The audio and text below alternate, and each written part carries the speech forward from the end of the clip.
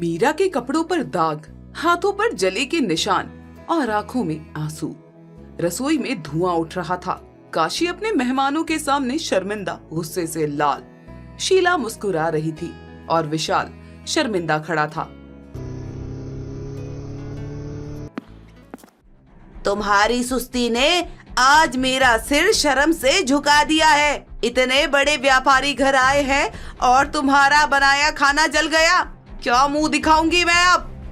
माँ जी, गलती हो गई, वो मैं। बस अब एक शब्द और नहीं। काशी का हाथ उठा और 2 महीने पहले मीरा इस घर में नई दुल्हन बनकर आई थी।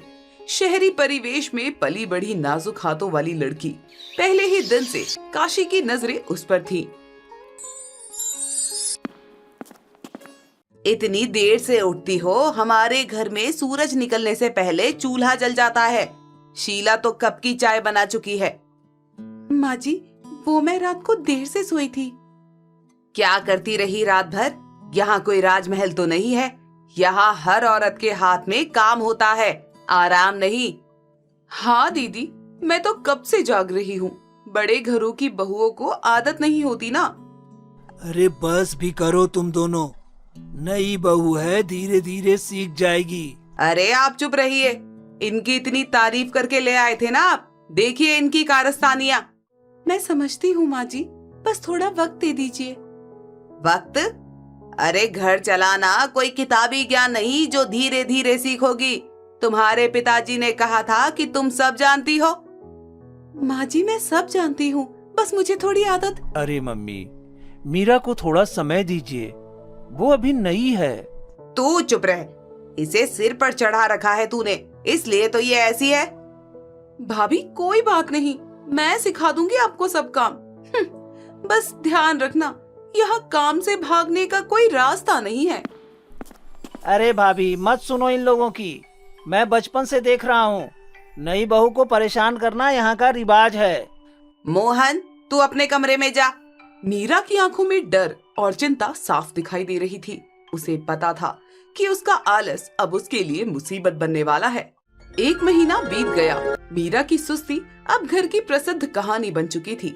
पर एक अनोखी बात सबको हैरान करती। मीरा जो झाड़ू पोछे में घंटों लगाती, वही खाना बनाने में बिजली की तरह तेज थी। क्या ये पोछा है या गाड़ी की पूछ?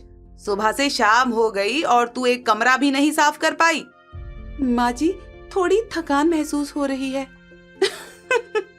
थकान तो रसोई में जाते ही गायब हो जाती है। जब खाना बनाने की बारी आती है तब तो आप बिल्कुल चुस्त दुरुस्त हो जाती हो। दीदी, वो मुझे खाना बनाना अच्छा लगता है। माँ, मीरा का खाना सचमुच बहुत अच्छा होता है। आपने भी तो तारीफ की थी ना कल। हाँ, खाना तो अच्छा बनाती है, लेकिन बाकी सब काम में इतनी सुस्त है जैसे हाथ पैर में सीसा भरा हो। भाभी तो जादूगरनी है, जादूगरनी। यूं जादू की छड़ी घुमाती है और खाना बन जाता है। काशी, बच्ची को थोड़ा समय दो। हर इंसान की कोई न कोई विशेषता होती है। मुझे कोई मूर्ख मत समझो। कहीं तुम्हारी इस फुर्ती के पीछे कोई जादू टोना तो नहीं? अरे नहीं माँ जी, ऐसा कुछ भी नहीं है। तो फिर बताओ, रसोई में तुम इतनी तेज कैसे हो जाती हो? मीरा के चेहरे पर चिंता की लकीरें उभर आई। उसका राज कितने दिन छिपा रह पाएगा? एक शाम जमुना काशी से मिलने आई। शीला चाय बना रही थी और मीरा कमरे की सफाई में लगी थी। कैसी है तेरी नई बहू? मैंने सुना है बड़ी आलसी है। और नहीं तो क्या, हर काम में सुस्त, जैसे उसके हाथ पैर में बेड़ियां बंधी हो। लेकिन क्या? जब खाना बनाने की बारी आती है तब जैसे उसमें प्राण आ जाते हैं। अरे आधे घंटे में पूरा खाना तैयार। हाँ काकी, मैं तो हैरान हूँ। मुझे तो सब्जी काटने में ही आधा घंटा लग जाता है और ये तो पूरा खाना उस समय में बना देती है। अच्छा, ऐसा क्यों? यही तो मैं जानना चाहती हूँ। आज उसकी इस फुर्ती का राज पता लगा कर ही रहूंगी। क्या गपशप हो रही है मम्मी? फिर से भाभी की चुगली? तू चुप रह। तेरी भाभी का पक्ष लेने की जरूरत नहीं है। मैं सच बोल रहा हूँ। आप लोग हर वक्त भाभी की आलोचना करते रहते हैं, लेकिन उनकी अच्छाइयों को नहीं देखते। काशी, तेरा बेटा तो बहू के पक्ष में है। शाम को काशी ने मीरा को बुलाया। शीला और मोहन भी वहीं थे।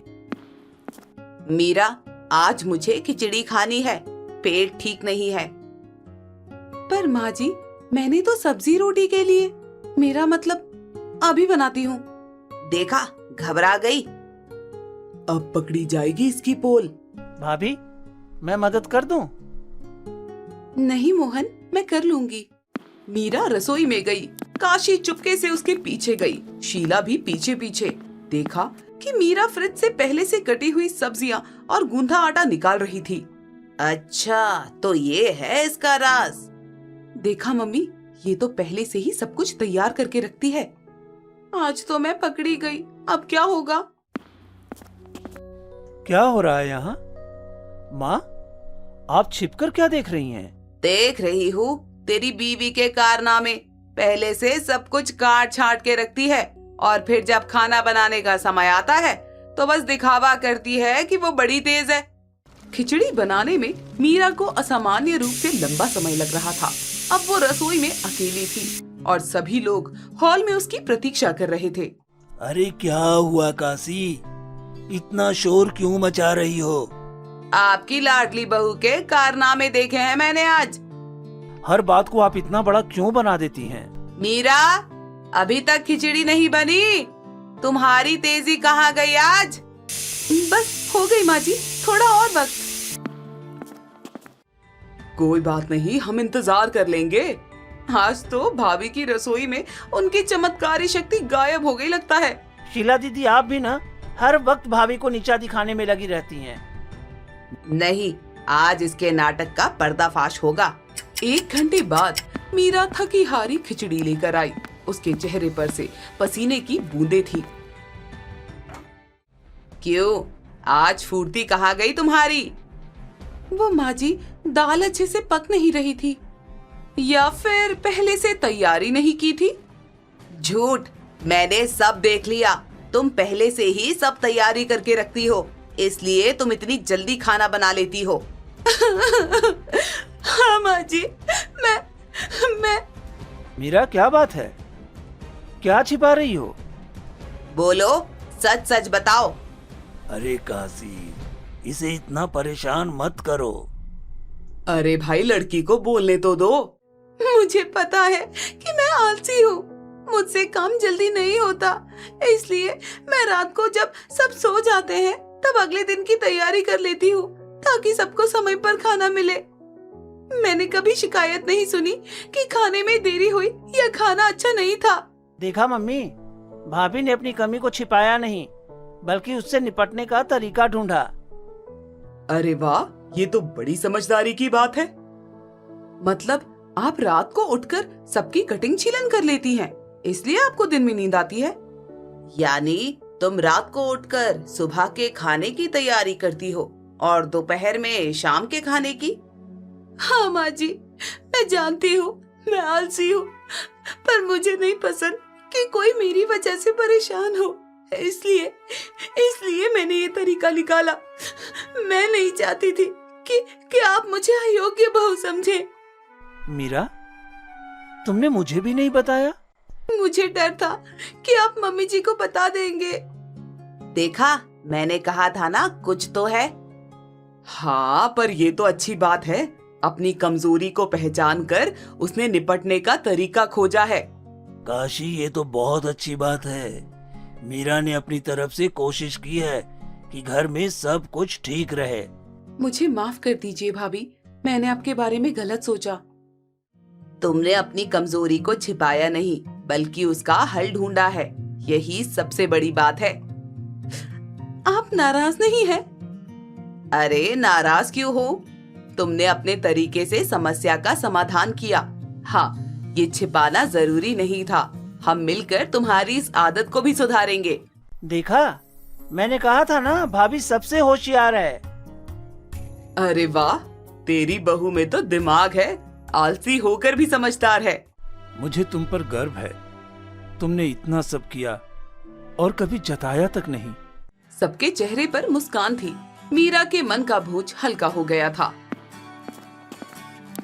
काशी ने उसे अपने गले से लगा लिया। अब हम सब साथ मिलकर काम करेंगे और मुझे भी सिखाना अपनी चतुर रसोई के कुछ तरीके।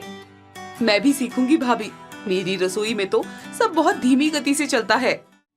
बिल्कुल, आप देखना धीरे धीरे मेरा आलस भी दूर हो जाएगा। देखो काशी, इस लड़के ने तुम्हें क्या सिखा दिया। हर कमी का समाधान होता है, बस उसे सही तरीके से देखना चाहिए। इस तरह सुस्त बहू की चतुर रसोई का राज खुल गया और साथ ही एक नए मजबूत पारिवारिक रिश्ते की नींव रखी गई। कभी कभी हमारी कमियां ही हमें नए रास्ते खोजने का हुनर सिखाती हैं। घर में कोई नहीं होता और राजमा की खुशबू से रज्जो अपनी पड़ोसन के घर खिंची हुई चली जाती है। क्या बात है, लगता है कुछ अच्छा बना रखा है शांति ने। अरे ये तो राजमा है और इस घर में कोई नहीं है। किसी को पता भी नहीं चलेगा कि राजमा कहाँ गया।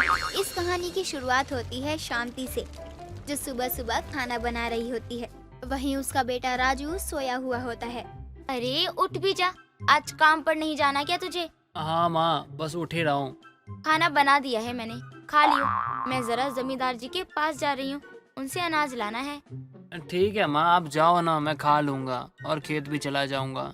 इतना कहकर शांति घर से निकल जाती है। इधर राजू उठकर नहाने चला जाता है और तभी शांति के घर उसकी पड़ोसन रज्जो का आना होता है।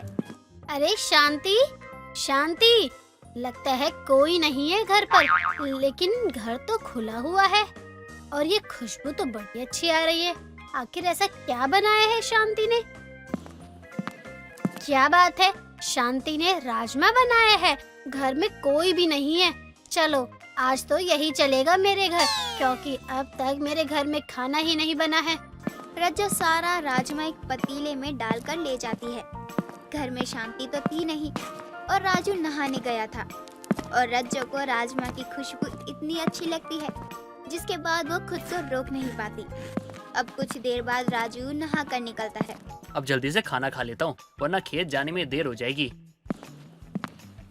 मुझे लगता है शायद माँ भी नींद में थी, आने के लिए कह के चली गई, जबकि खाना बनाया ही नहीं। अब क्या करूँ, भूखे ही जाना पड़ेगा। ठीक है, चला जाता हूँ ऐसे ही। तभी राजू अब घर से भूखे ही खेत के लिए निकल पड़ता है। तभी रास्ते में राजू की माँ शांति उसे मिलती है। राजू, खाना तो खा लिया है ना? भूखे तो नहीं आया है? ये माँ ऐसे क्यों कह रही है, जबकि खाना तो घर में था ही नहीं। लगता है मुझे देखने में गलती हो गई, लेकिन मुझसे गलती कैसे हो सकती है, जबकि मैंने तो पूरे रसोई में खाना सही से ढूंढा था। तो कुछ बोलता क्यों नहीं है? क्या बात है? हाँ माँ, खा लिया है खाना। खेत के लिए देर हो रही है, चलता हूँ मैं। इतना कहकर राजू खेत की तरफ चल पड़ता है और शांति घर आती है और घर का काम करने के बाद में जब खाना खाने बैठती है तो देखती है कि खाना रसोई में है ही नहीं। अरे ये क्या, नहीं राजमा है नहीं रोटी है, बल्कि मैंने तो दोपहर का खाना बना दिया था ताकि राजू जल्दी आए तो खाकर फिर काम पर चला जाए। राजमा तो राजू को कुछ खास पसंद नहीं है और वो 4-5 जो रोटियां खाएगा, लेकिन सारा खाना गया तो गया कहाँ? भूख भी बहुत तेज लगी है, समझ नहीं आ रहा है कि आखिर राजमा और रोटी गई तो गई कहाँ। अरे शांति, क्या ढूंढ रही है बर्तन पटक पटक कर? मुझे मेरे घर तक आवाज आ रही है, तो मैंने कहा चलो देखूं जरा शांति के घर में बर्तन पटकने की क्यों आवाज आ रही है। अरे क्या बताऊं रज्जो, मैंने सुबह राजमा रोटी बनाई थी। राजू को उठकर कहा मैं जमींदार जी के घर जा रही हूँ, तो उठकर नहा कर खा ले और खेत के लिए निकल जा। मुझे क्या पता था उसे इतनी भूख लगी थी कि 4 लोगों का खाना अकेले खा गया या किसी को दे आया, भगवान ही जाने। चलो अच्छा है, शांति को लग रहा है कि उसके बेटे ने ये सब किया, लेकिन सच कहूँ तो राजमा रोटी बनी बहुत टेस्टी थी। आज आने दे, उसकी खैर नहीं। मुझे पता है वो इतना खाना नहीं खा सकता है, लेकिन जरूर वो किसी को देकर आया है ये सारा खाना। ये तो मैं भी कहूँगी बहुत ही ज्यादा गलत है, उसे ऐसा नहीं करना चाहिए था। अच्छा ये सब छोड़ और तू बता, तूने क्या बनाया आज खाने में? कुछ अच्छा बनाया हो तो 2 रोटी पर थोड़ी सी सब्जी ले आ। अरे नहीं नहीं शांति, आज तो मैंने खुद ही कुछ नहीं बनाया, मैं भी तुझसे मांगने का सोच रही थी। चल ठीक है, मुझे दोबारा कुछ और बनाना पड़ेगा। अब शांति खिचड़ी बनाकर खुद खाती है और राजू के लिए भी रख देती है। अब दोपहर के करीब 2 बजे राजू घर आता है और अपनी माँ शांति से कहता है, माँ मुझे बहुत जोरों की भूख लगी है, तो जल्दी से खाना लगा दो। और क्या बनाए खाने में आज, कुछ बताओगी नहीं? क्यों? सुबह सारा राजमा रोटी खाकर तेरा पेट नहीं भरा? और अब भी तुझे ज्यादा भूख लग रही है तो खिचड़ी बनाई है, खा ले जाकर। माँ, ये आप मुझसे कैसे बात कर रही हो? और कौन से राजमा रोटी की बात कर रही हो आप? मुझे तो कुछ पता ही नहीं है कि क्या बनाया था क्या नहीं। और मैं सुबह भी भूखा ही गया था क्योंकि मुझे कहीं खाना मिला ही नहीं। देख, अगर तूने राजमा रोटी किसी को दी है ना तो सच सच बोल दे, और अगर खाई है तो भी सच बोल दे। मैं तुझे कुछ नहीं कहूँगी। माँ, मैं आपके सर पे हाथ रख के कसम खाता हूँ, मैंने सुबह का खाना खाना तो दूर की बात है, देखा तक नहीं। अगर फिर भी आपको लगता है कि आपका बेटा इतना भुक्कर है तो ठीक है माँ, मुझे आज खाना ही मत दो। शांति को अब समझ नहीं आ रहा होता है कि आखिर खाना गया तो गया कहाँ, जबकि राजू ने भी अब कसम भी खा ली थी कि खाने को तो उसने देखा ही नहीं था। और वो गुस्से में खेत लौट जाता है। खाना तो मैं रख कर गई थी। अगर कोई मेरे घर में घुसकर राजमा रोटी भी ले जाता है तो बर्तन भी तो होने चाहिए ना। और पिछले कुछ समय से मैंने किसी को कुछ दिया भी नहीं है, लेकिन कौन ऐसी ओछी हरकत कर सकता है। शांति अब रज्जो के घर पहुंचती है, जहां उसकी बहू चंदा होती है। अरे रज्जू की बहू, रज्जू घर पर नहीं है क्या? नहीं नहीं काकी, वो तो खेत गई है सब्जी लाने। आइए ना, आप बैठिए। अरे नहीं नहीं बहू, मैं बैठने नहीं आई हूँ, मैं तो बस अपना बर्तन लेने आई हूँ। मुझे मेरी एक पतीली मिल नहीं रही है। मैंने सोचा रज्जू से पूछ लूँ, कहीं गलती से आ तो नहीं गया। अरे गलती से क्यों आएंगी काकी? माँ जी सुबह ही तो एक पतीला राजमा और रोटी लेकर आई थी। कह रही थी आपने उन्हें खाना बनाने से मना किया है। वैसे राजमे का क्या स्वाद था, खाकर तो मजा ही आ गया। अरे मैं भी बता कितना भूलने लगी हूँ। मैंने ही तो सुबह दिया था रज्जू को राजमा और रोटी। क्या काकी, आप भी अच्छा मजाक कर लेती हैं। भला रोटी तो आप बहुत अच्छी बनाती हैं, एकदम मुलायम। हाँ वो तो है, राजू को सूखी कड़क रोटी खाने की आदत नहीं है ना। ये लो काकी आपकी पतीली, और अब जब भी राजमा रोटी बनाओ तो एक कटोरी राजमा याद से भेज देना। वैसे आज तो पूरा दिन ही खाना नहीं बना। अब शांति को पता चल चुका था कि आखिर उसकी सुबह बनाई हुई राजमा रोटी कहाँ गई। अब अगली रोज शांता फिर से राजमा और रोटी बनाती है और रज्जो के कान तक ये बात डाल देती है कि उसे सुबह कहाँ जाना है, लेकिन वो जाती कहीं नहीं। और रज्जो भी जो पहले एक बार चोरी कर चुकी थी, तो अब रज्जो का मनोबल और भी बढ़ जाता है और वो राजमा रोटी लेकर जैसे ही जाने लगती है, घर के गेट पर उसे शांति और राजू दिखते हैं। ओहो, रज्जो काकी, क्या चोरी कर रही हो आप? फंस गई ना माँ के जाल में। अरे शांति, तू तो कह रही थी कि तुझे काम है, और तुझे मैंने जमींदार के घर भी जाते हुए देखा था, फिर तू यहाँ कैसे? अरे ये पतीले का मुझे काम था, मैं तो बस सोच रही थी कि सब्जी किस बर्तन में डालूं। देख रज्जो, अब कोई फायदा नहीं है भाईयात से बहाने बनाने का, क्योंकि सच सामने है और कल ही मुझे तेरी सच्चाई का पता चला। वैसे मैं तुझे रंगे हाथों पकड़ना चाहती थी। मुझे माफ कर दे, तू तो जानती है मैं खाने में कभी भी शर्म नहीं करती हूँ। अगर तुझे इतना ही मन कर रहा था खाने का तो तू मुझे बोल देती, तुझे अपने हाथों से राजमा रोटी देती। लेकिन नहीं रज्जो, तूने मेरे घर से राजमा रोटी चोरी की। अब हमारे बीच कोई रिश्ता नहीं रहा रज्जो। ये ले तू अपनी राजमा, ये रोटी भी खा ले, लेकिन मुझसे बातचीत करना बंद मत कर शांति। तेरे बिना मेरा कौन है जो मेरे ताने गालियाँ सुख दुख सब सुनता है। मैं तुझसे माफी मांग रही हूँ। देख रज्जो, मैं चाहूँ तो अभी तुझे 4 गांव में बदनाम कर दूं, लेकिन मैं ये नहीं चाहती हूँ। शांति रज्जो को चोरी करते हुए पकड़ लेती है। दोनों में इस बात को लेकर वाद विवाद भी होता है, लेकिन खाने के लिए शांति भी रज्जो को माफ कर देती है।